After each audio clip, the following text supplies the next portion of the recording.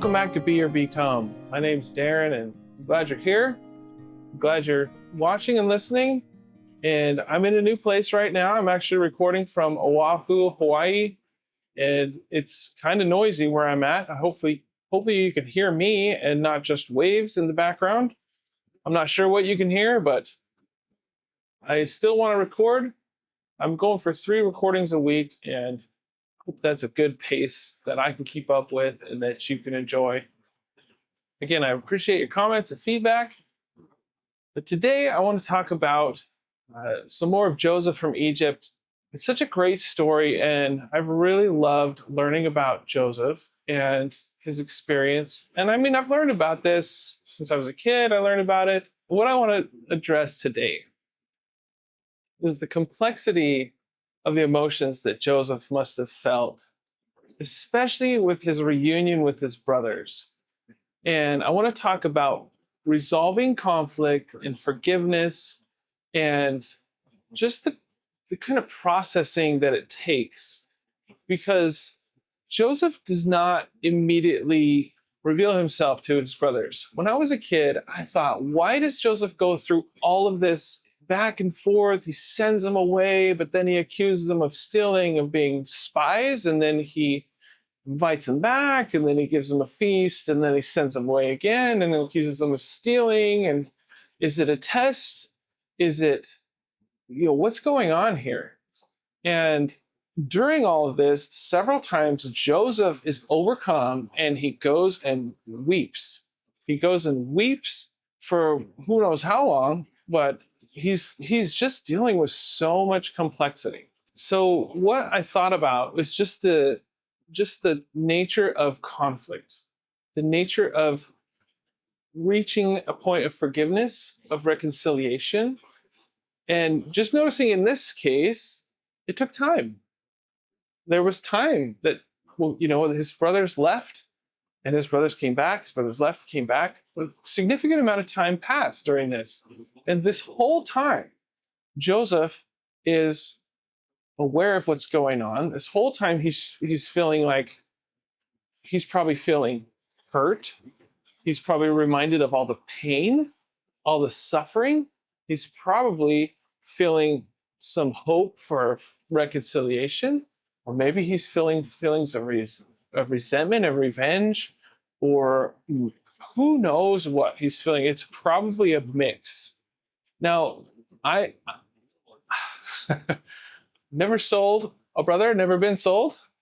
But I think we can all relate to some of the feelings of maybe betrayal or broken trust or hurt or just pain, right? From our family or from others.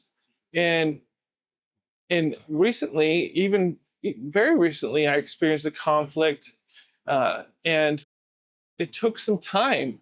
It took some time for me to just sit in the anger, sit in the frustration, and then finally kind of break and get to a point of like, okay, I guess I can let myself be wrong, or I can let myself hear this other person a little bit better and come to a point of allowing them to be what they are, feel what they're feeling, and give up some of my pride, maybe repent, and finally come to a new perspective. But I think the key with Joseph is he finally was able to have a godlike perspective. And that shows up when he finally reveals himself to his brothers. And Joseph said unto his brethren, come near to me, I pray you. And they came near, and he said, I am Joseph, your brother, whom you sold into Egypt.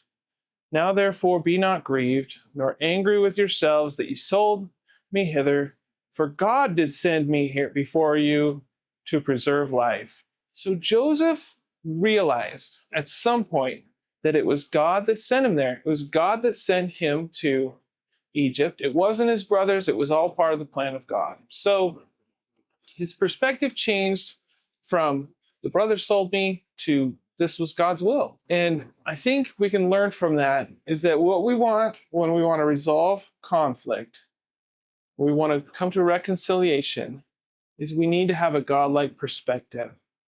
We need to realize that we are not in charge, that God is in charge, and that we can let go and let God take over. It's a great lesson.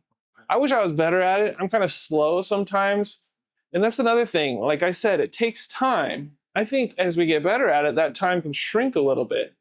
I can remember even conflicts and disagreements and misunderstandings in my own marriage that took more time to resolve. And now that I've got more time in my marriage, it's like we understand a little bit better each other, a lot better actually.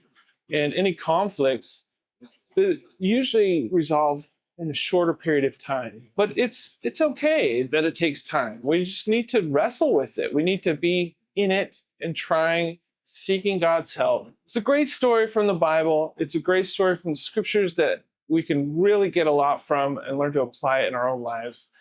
That's all I have for you today. Thanks so much for watching, listening, and we'll see you next time.